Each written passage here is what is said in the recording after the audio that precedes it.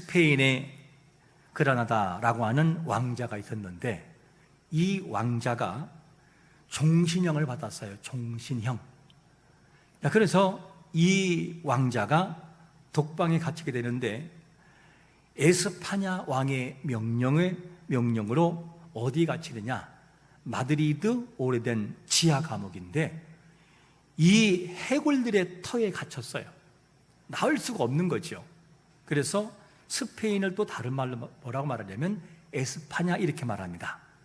왜냐하면 우리나라가 이름이 두 가지가 부르죠. 대한민국 자국에서는. 그런데 외국에서는 뭐라 부르죠? 코레아 이렇게 부르잖아요. 코리아라고. 이 두 가지 이름 있는 것처럼 같은 말이에요. 스페인이나 에스파냐 같은 말이죠. 자, 그런데 이때 왕이 에스파냐 이 왕이 그 왕자가 혹시라도 자기의 왕위를 노릴까 봐 33년 동안 독방에 가두게 됐어요. 스페인 지도 한번 볼까요? 지도가 이렇게 되어 있습니다.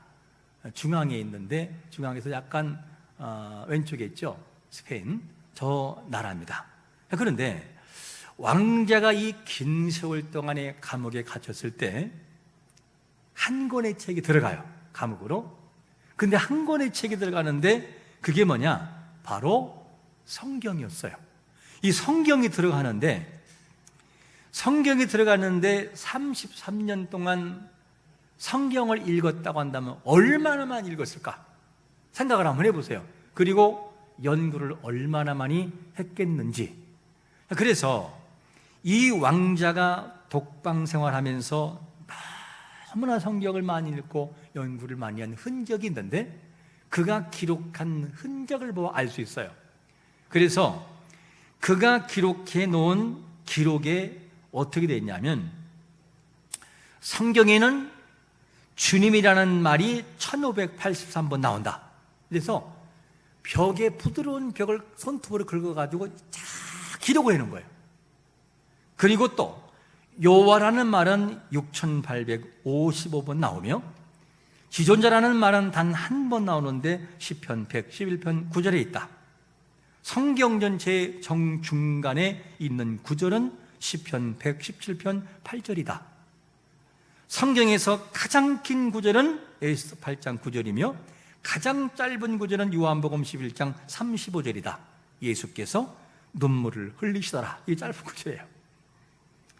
자, 그런가 하면 구약 성경과 신약 성경에는 353만 8,483개의 글자가 있고 77만 3,693개의 단어가 있고 3만 1,373개의 구절이다. 그리고 1189장 그리고 66권의 책이 있다. 그가 이게 연구하면서 그 외에도 많이 있는 제가 다 안 읽는 거예요. 쫙 기록해 놓았어요. 근데 아쉬운 게 뭐냐면 성경을 많이 읽어서 뭐는 어떻고 뭐는 어떻고 뭐는 어떻다 어디 있다라는 것까지는 다 33년 동안 분석해냈는데 그 속에서 누굴 만나지 못했어요? 예수님을 만나지 못했던 거예요. 너무 아쉬워요. 어쩌면 이 모습이 우리의 모습이 아닌가 이렇게 질문해 볼 수 있어요. 성경을 많이 읽어요. 성경을 알아요. 근데 그 예수 그리스도가 나의 구주가 되시고 내 인격을 변화시키고 내 삶을 변화시키는 살아있는 여호와 하나님을 만나지 못하고 깨닫지 못할 때가 너무나 많다는 거예요. 여러분, 이 주어진 성경 말씀을 통하여 우리의 인격이 바뀌고 영원히 하나님을 만나고 찬양하는 역사가 있으시기를 축원합니다. 이것이 아니면 아무것도 아니에요. 아무것도 아니에요. 그런데 오늘 본문에 보니까 성경을 많이 알았던 이 다니엘이 나오는데 다니엘이 예레미야의 예언의 말씀을 읽고 단지 지식적인 것으로 끝나는 것이 아니었어요. 다니엘은 예레미야가 예언했던 말씀을 읽고 이스라엘의 멸망과 포로 이후에 되어질 일들과 이 모든 것을 어떻게 했다고 하느냐? 첫 번째로 이렇게 말씀하고 있죠. 깨달았나니 이렇게 표현돼요. 깨달았다. 이 내용이 12절 우리 한번 같이 크게 읽어볼까요? 시작. 곧 그 통치 말씀하신 선지자 예레미야에게 알려주신 그 연수를 깨달았나니 곧 예루살렘의 황폐함이 70년 만에 그치다 하신 것이니라. 깨달았다는 거예요. 다니엘이 바벨론 포로로 끌려간 나이가 약 몇 살이냐? 15세에서 17세 사이예요. 끌려간 나이가. 그런데 그 위에 예레미야의 말씀을 읽고 깨달은 나이는 몇 세냐? 80세예요. 정말 예언의 말씀을 깨달은 것은, 그러니까 다른 것은 뭐 알았지요. 여호와가 살아계시고, 왜냐하면 사자굴에 들어간 경험도 있고 불 속에 들어가기도 하잖아요. 그런데 자기 나라가 회복될 것이다, 곧 회복될 것이라고 하는 것을 진심으로 깨달은 나이가 약 80세가 조금 넘은 그런 나이였었어요. 다니엘은 분명히 하나님의 영광을 위해서 일하는 사람이었어요. 그런데 그가 포로의 소도에서 해방될 것이라고 하는 것을, 본국으로 돌아올 것이라고 하는 것을 깨달은 나이는 뭐냐? 바벨론으로 끌려간 지 약 66년 정도 됐을 때, 그 오랜 세월 동안에 뭐 이 말씀은 안 읽었겠어요? 알았겠지요. 이거를 깨달았어요. 깨달았는데, 자, 여기서 우리가 잊지 말 것은 뭐냐면, 성경을 읽는다고 모든 사람이 깨달아지느냐? 아니라니까요. 배웠다고 깨달아지느냐? 아니라니까요. 신앙생활을 오래 했다고 깨달아지느냐? 아니라니까요. 금방 새 가족이 나왔는데 말씀을 듣고 눈물을 흘리며, 내 인생이 헛살았구나, 왜 내가 진리를 몰랐을까, 이렇게 깨달아지는 사람이 있어요. 여러분, 깨달아지는 것이 감사할 조건인 것을 믿으시기를 축원합니다. 깨달아져야 돼. 그래야 삶이 변해요. 절대로 깨달지 않으면 변화받지를 못해요. 우린 여기서 이러한 질문을 한번 해볼 수 있어요. 우리는 이 시대를 바로 읽고 있는가라는 질문이에요. 다른 말을 말하면, 말씀 위에 깨어 있어서 이 시대가 어떻게 가고 있는지를 내가 바로 깨닫고 있는가 하는 질문. 우리가 살아가는 이 세상은 지금 어떤 모습을 하고 있는가? 그리고 우리가 살아가는 세상은 혹여 소돔과 고모라가 망하기 직전에 있는 그 사실을 깨달아 알고 있는가 하는 질문이에요. 여러분, 아담 이후로 타락은 계속해서 이어져 왔어요. 그런데 이제 소돔과 고모라가 망하기 전에 표현이 죄가 관영했다, 풍선처럼 확 불어올라 더 이상은 바람에 들어갈 수 없어 빵 터질 정도의, 여러분, 그 사실을 우리가 깨닫고 있는가 하는 거예요. 우리는 이 시대를 어떻게 읽고 있습니까? 다니엘도 나라의 회복이 있을 것이라고 하는 것을 끌려간 지 66년 만에 진심으로 깨달았어요. 이제 얼마 안 남았구나, 곧 회방이 될 것이었구나. 그리고 이 다니엘이 그때부터 눈물로 기도하기를 시작을 해요. 깨달아야 기도가 나오고, 깨달아야 통해가 나오고, 깨달아야 믿음이 생겨요. 깨닫지 않으면 신앙생활이 몇 년이가 중요한 것이 아니고, 몇 년이라고 하는 것은 도움될 수 있으나 그 몇 년은 깨닫기 위하여 존재하는 거예요. 이것이 꼭 필요한 것이죠. 그래서 배웠다고 깨달아지는 게 아니에요. 그런 말이 있잖아요. 한 국회의원이 많이 배우지 못한 자기 아내가 신앙생활 하는 거 바라보고 좀 비웃었어요. 기도하는 걸 바라보고, 야, 그것도 기도냐? 그리고 무시했어요. 그러던 어느 날 그에게 기도를 시켰는데 한마디를 뗄 수가 없어요. 왜? 성령이 역사하지 않으면요, 입술이 안 열려요. 여러분, 우리가 아버지라 부르고 주라고 부르는 것은 우리의 힘이 아니라 우리 속에 역사하시는 성령의 능력으로 가능한 것을 믿으시기를 축원합니다. 이게 감사할 조건이에요. 아무리 봐도 감사해요. 깨달아지는 것은 배움이 문제가 아니라 하나님의 능력을 통하여 우리 마음을 움직여질 때, 그때 선지자적 사명을 가지고 깨달아지게 되는 것이죠. 우리는 한번 이렇게 질문해 보세요. 우리 자신이 어디에 와 있는지를 정말 깨달아지는가? 우리 가정을 볼 때 우리 가정은 어떻게 서 있는지가 깨달아지는가? 그리고 우리 교회에 있어서 하나님의 거룩한 교회가 해야 할 사명이 뭔지를 깨닫고 잘못된 것을 보고 회개하고 통회가 나오는가? 이 나라와 민족이 바른 길로 가고 있는가? 이거를 깨닫고 통회하는 눈물이 나오고 있는지를 봐야 돼요. 깨어나지 않고 깨달아지지 않으면 절대 이런 것들은 보일 수 없어요. 여러분, 주님께서 시대를 분변치 못하는 무리에게 뭐라고 말씀한지 알아요? 이런 말씀을 해요. 누가복음 12장 55절과 56절에 보니까 우리 한번 같이 읽어봅니다. 시작. 남풍이 부는 것을 보면 말하기를 심히 더우리라 하나니 과연 그러하니라. 외식하는 자여, 너희가 천지의 기상은 분간할 줄 알면서 어찌 시대는 분간하지 못하느냐.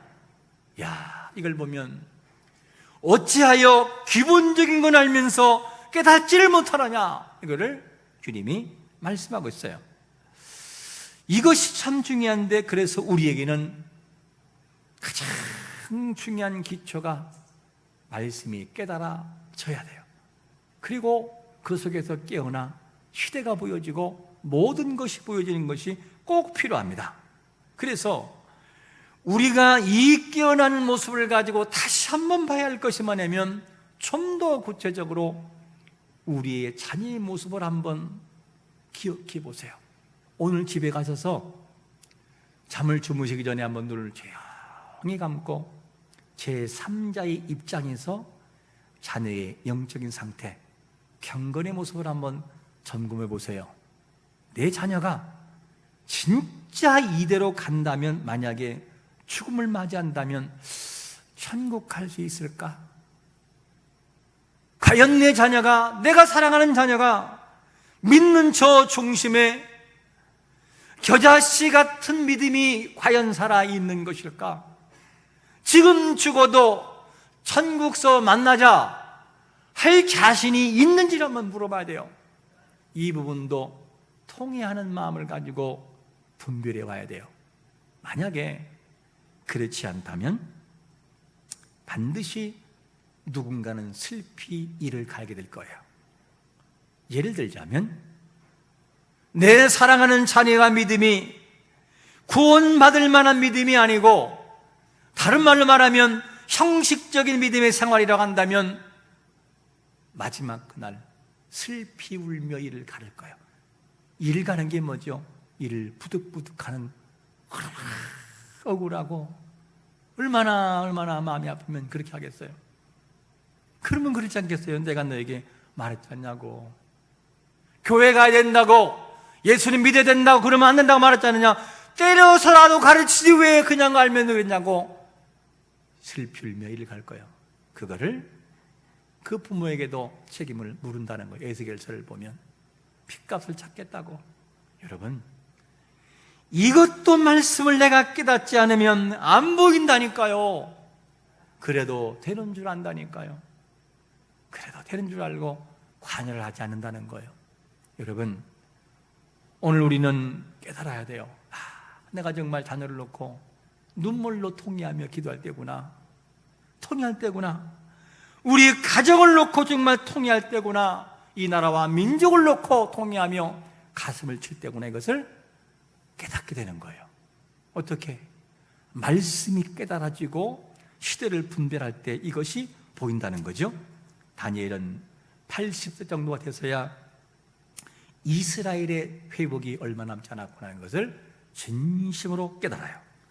우리 눈이 열려져 마음과 생각이 열려져 깨닫는 역사가 있으시기를 축원합니다. 깨달아야 마음이 열려지고 회복이 있어져요. 자, 그러면 에레미야의 예언을 읽고 묵상하면서 보로의 기한을 깨달은 이 다니엘은 기도를 드려요. 하나님께 간절히 기도하는데 어떤 기도를 드리냐면 두 번째로 이런 기도를 드려요. 자복하는 기도. 자복. 4절 한번 제가 읽어볼게요. 내 하나님 여호와께 기도하며 자복하여 이르기를 크시고 두려워할 주 하나님, 주를 사랑하고 주의 계명을 지키는 자를 위하여 언약을 지키시고 그에게 인자를 베푸시는 이시여. 그러면서 뭐라고 하느냐? 내 하나님 여호와께 기도할 때 자복한다, 이런 표현. 자복한다. 그러면 자복이라는 말이 뭐죠? 자복? 거기 자복해 이렇게 말하잖아요. 보통 우리는 자복이라는 말은 이렇게 말을 하지만 정확한 뜻은 뭐냐면 이 자복이라는 말이 야다, 그런데 히브리어 원문으로 야다. 야다가 뭐냐? 손이에요. 손. 왜 손이죠? 자복이란 말하고 손하고 무슨 상관이 있어요? 그 말은 무슨 말이냐?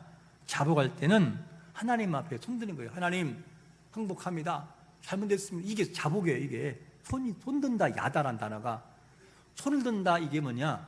그래서 자복이라는 말은 하나님 앞에 항복합니다.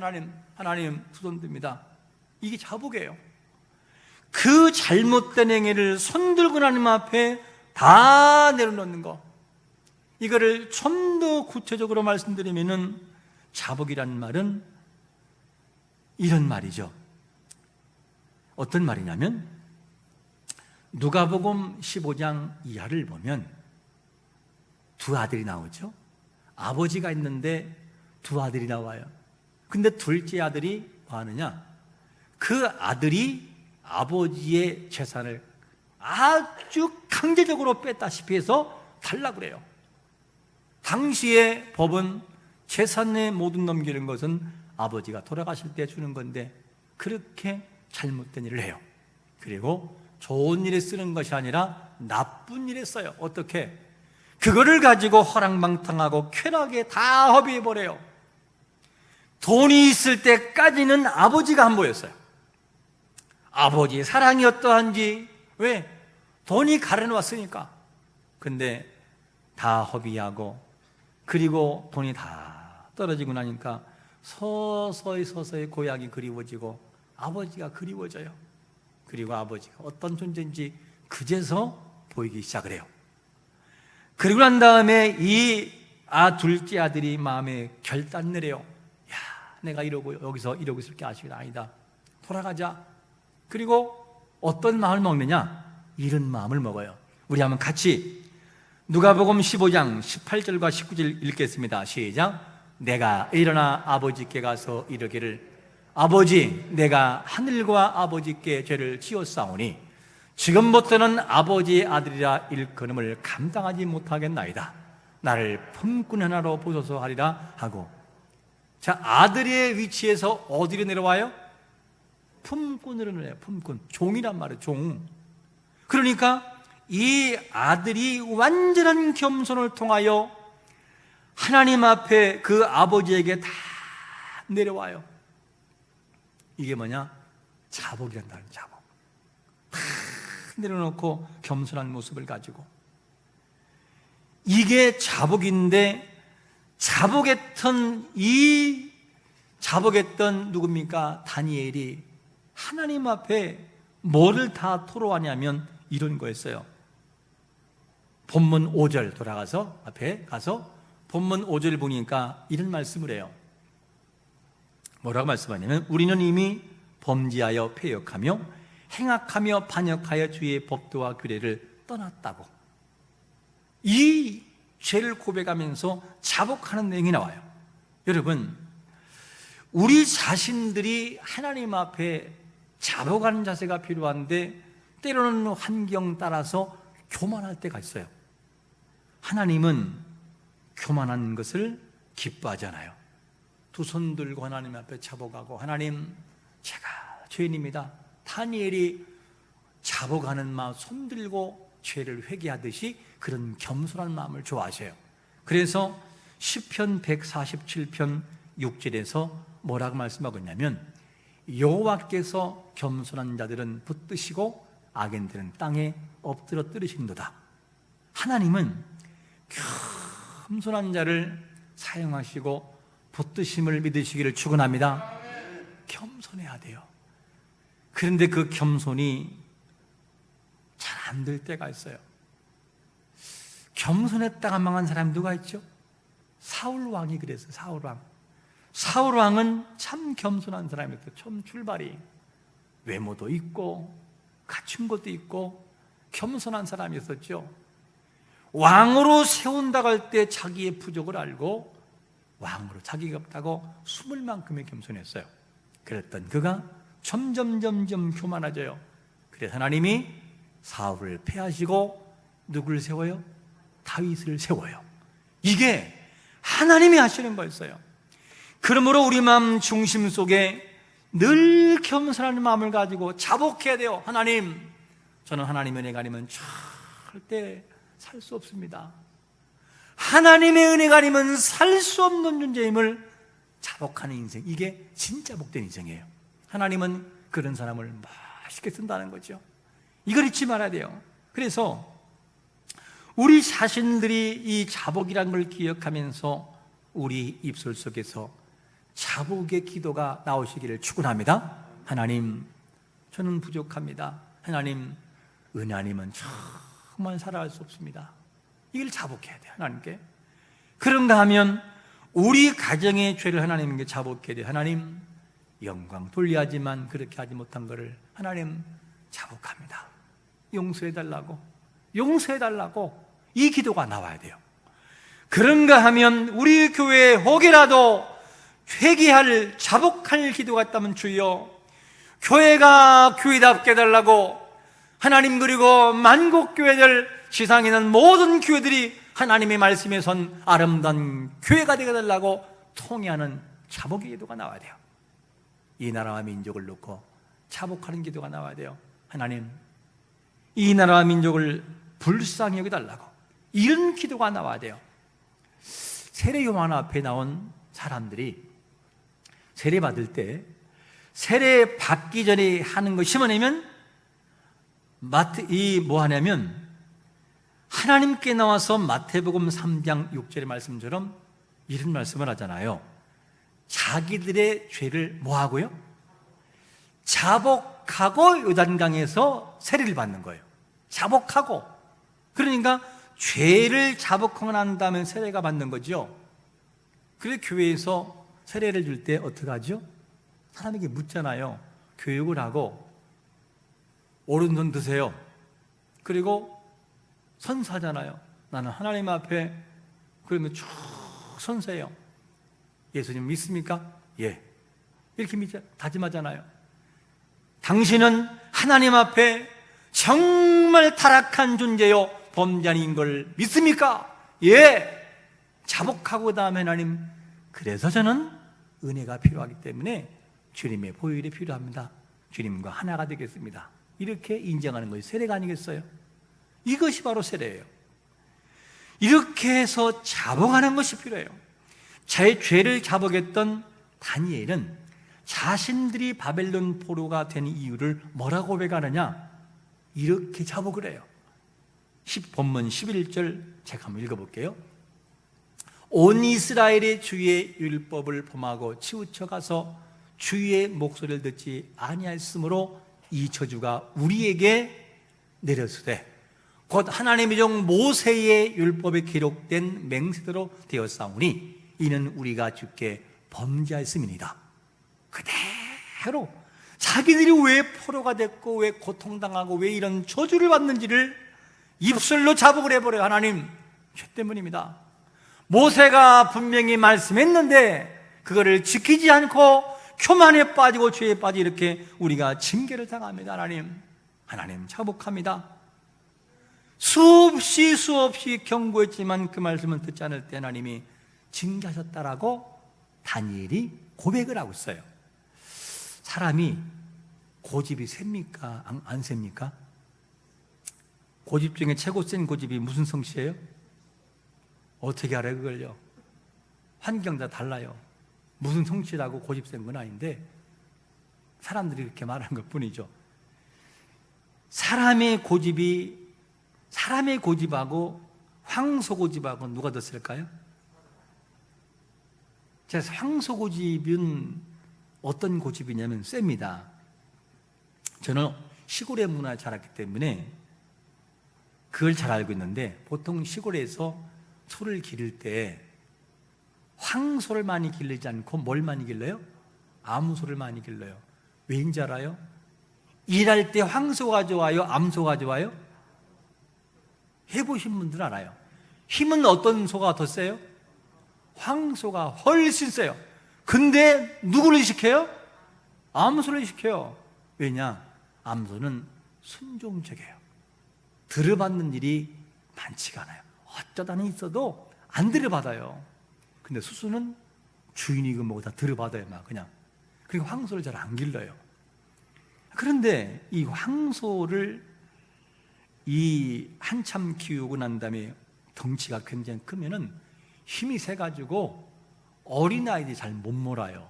길들인 소는 가능한데, 그래서 장에 팔로 갈 때에도 주인을 들어받으니까 어떻게 하느냐, 새끼로 몸을 어떻게 하느냐, 묶어요.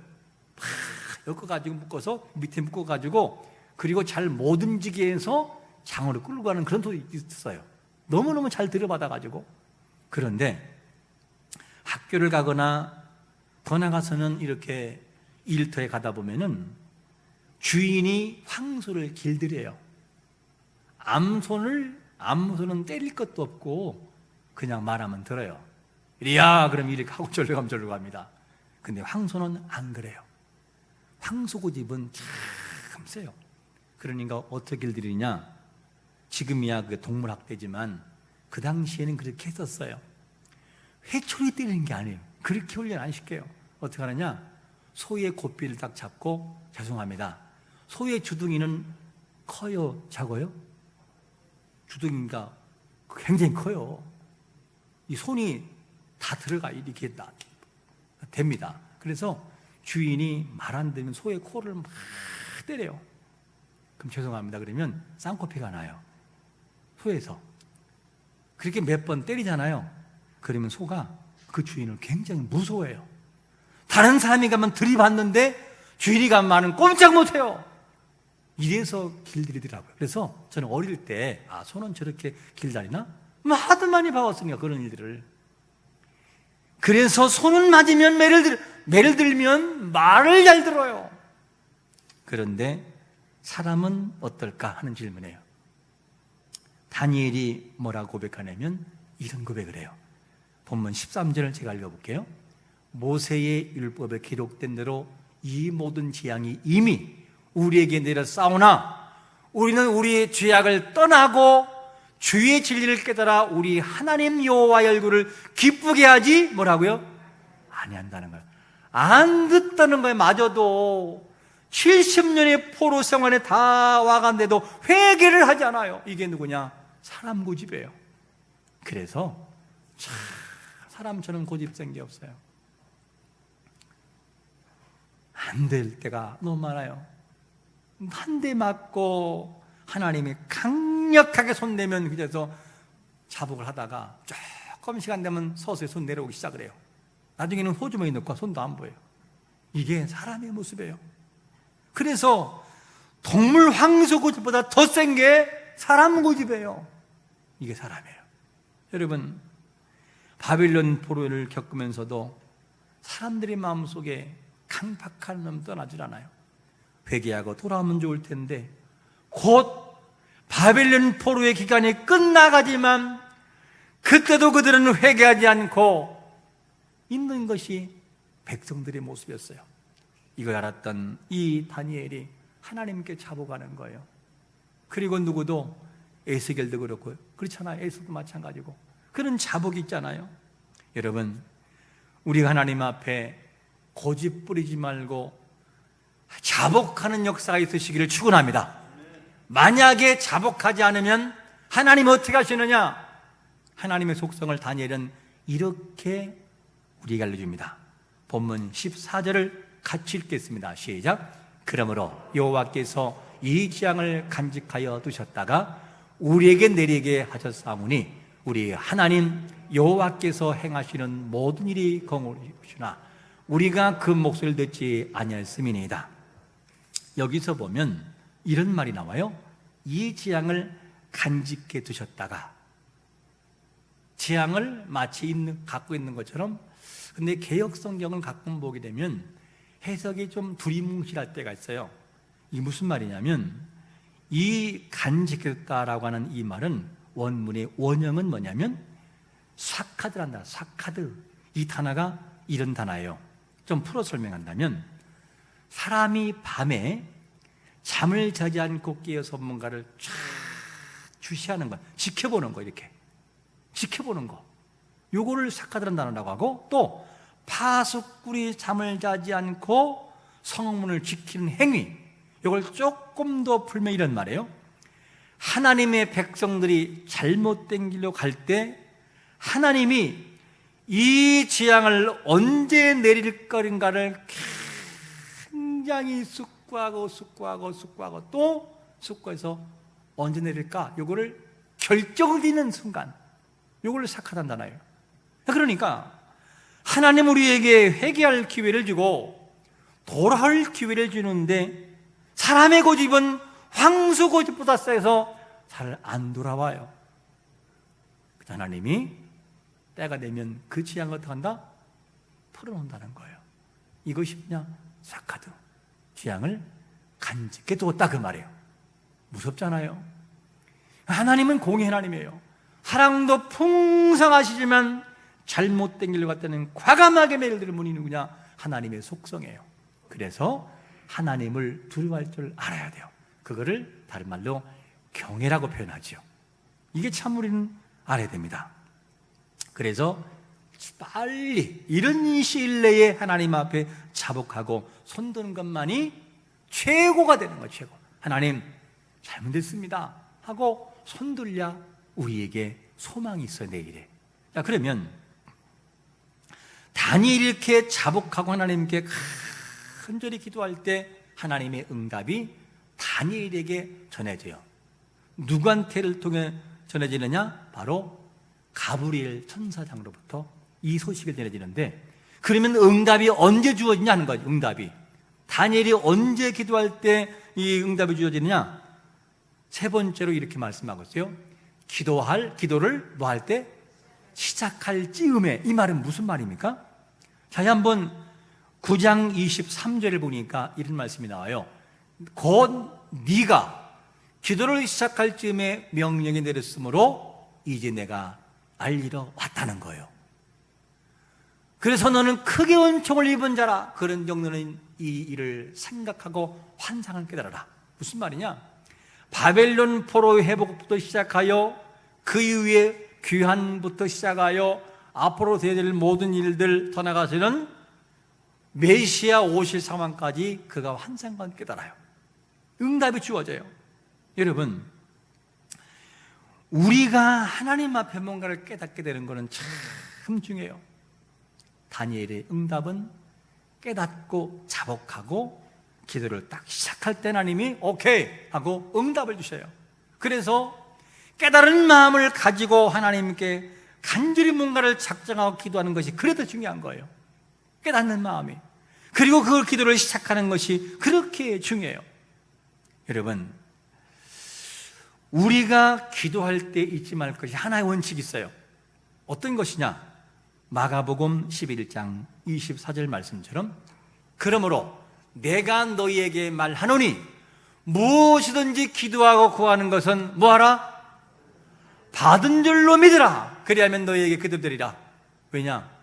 다니엘이 기도를 시작할 쯤 하나님이 천사를 보내서 알려주어요. 그것처럼 우리가 이미 기도를 시작하기로 결단하는 순간 하나님이 응답을 주시기로 작정한 것을 믿으시기를 축원합니다. 그래서 깨달은 마음과 자복하는 마음으로 기도를 시작하는 것은 그래도 그렇게 중요한 거예요. 정욕으로 구하는 것 외에는 하나님께서 우리에게 총권을 주시기로 작정을 하셔요. 근데 우리가 잊지 말 것은 뭐냐? 기도하고 자복하고 하나님께 회개하고 뭔가를 놓고 기도하고 뭔가를 일을 추진하는 거 항상 우리의 기회가 있는 것은 아니라는 거예요.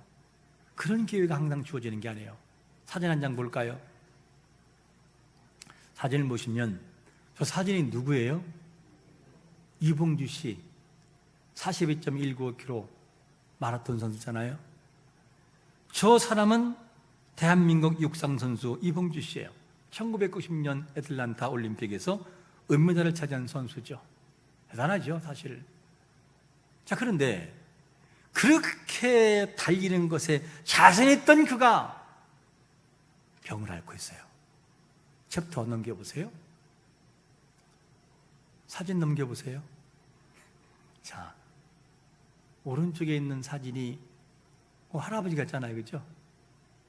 지팡이가 아니면 걷기가 힘들고 목은 이렇게 해서 수술을 하고 간신히 흔들고 있는 그 모습이, 저렇게 달리던 선수가, 그가 앓고 있는 병은 근육 긴장 이상증, 근육이 비틀어지는 병이에요. 근육이, 그러니까 못 견디는 거야, 아파서 한신이 걸어요. 이런 신경질환을 앓고 있어요. 50대 젊은 나이에 그렇게 그가 병을 앓고 있어요. 설마 그랬을까? 설마일까라고 했을 거예요. 근데 여러분, 우리의 건강은 항상 우리에게 기다려주지 않아요. 그리고 우리의 믿음이 항상 믿음이 있는 게 아니에요. 우리의 고백과 눈물이 항상 있는 게 아니라니까요. 우리가 고백하실 때 고백하고 하는 게 중요해요. 건강할 때 하나님 앞에 충성하시기를 축원합니다. 기도할 수 있을 때 기도하시기를 축원합니다. 믿음이 있을 때 최선을 다하세요. 그래야 상급이 쌓여져요. 상급이 하나님께 가서 하고 싶어도 못할 때가 온다니까요. 다니엘이 깨닫고 결심하여 기도를 시작할 즈음의 응답이 가브리엘을 통해서 전해듯이 우리가 깨달은 마음을 가지고 뭔가를 놓고 결심하여 하나님께 기도하면 하나님께서 우리에게 좋은 응답으로 주실 것을 믿고 할 수 있을 때 작정하며 기도하는 자가 되시기를 예수 그리스도의 이름으로 축원합니다. 아멘.